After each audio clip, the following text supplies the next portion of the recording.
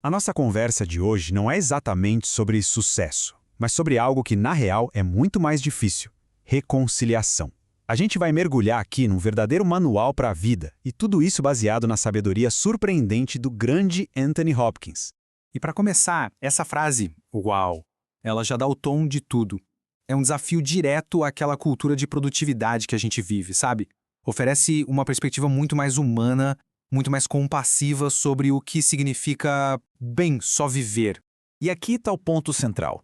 A ideia é se afastar daquele mantra de vencer a qualquer custo. Em vez disso, a gente vai descobrir uma sabedoria focada numa coisa bem mais complexa. Como continuar seguindo em frente sem se odiar no processo. Então, vamos lá.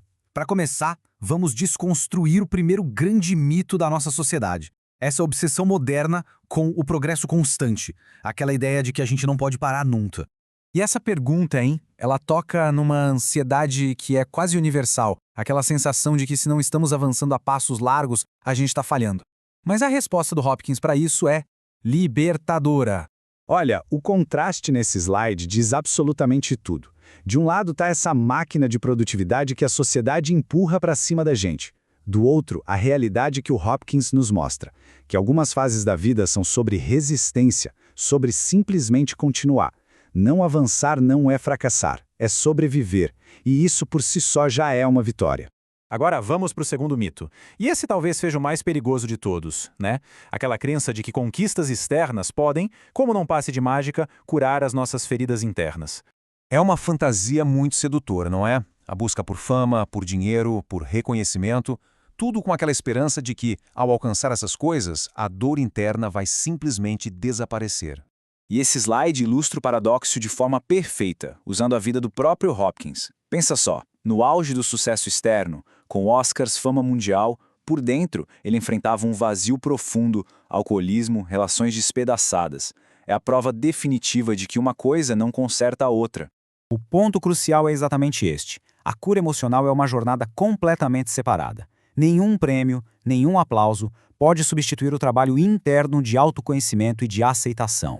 E isso nos leva direto ao terceiro e último mito. Aquela ideia de que, para evoluir, a gente precisa travar uma guerra contra o nosso passado, sabe? Tentando corrigir ou apagar quem a gente já foi um dia.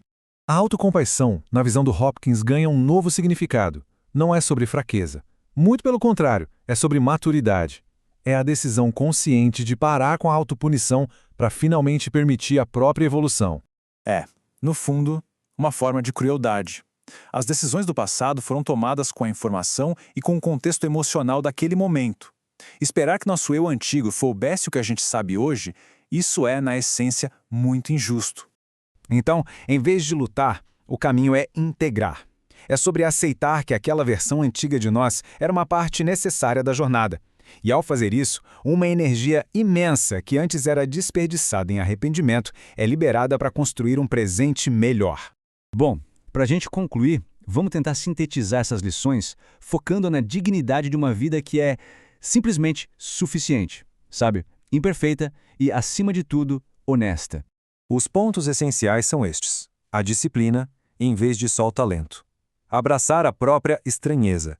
Criar por necessidade, e não por vaidade. E o mais importante de tudo, entender que uma vida ok, uma vida honesta, pode ter muito mais valor do que uma vida que parece brilhante por fora, mas é vazia por dentro. O próprio título do livro que inspirou essa análise é a mensagem final. Não é "nós fomos incríveis" ou "nós vencemos". É simplesmente "nós conseguimos". Foi ok. E nesse ok existe uma paz que é imensa. E a gente termina com esse pensamento. Chegar ao ponto de olhar para a própria jornada com todas as falhas e desvios e conseguir dizer "foi ok", isso não é se contentar com pouco. Isso é o auge da maturidade. E talvez, só talvez, essa seja a lição mais valiosa de todas.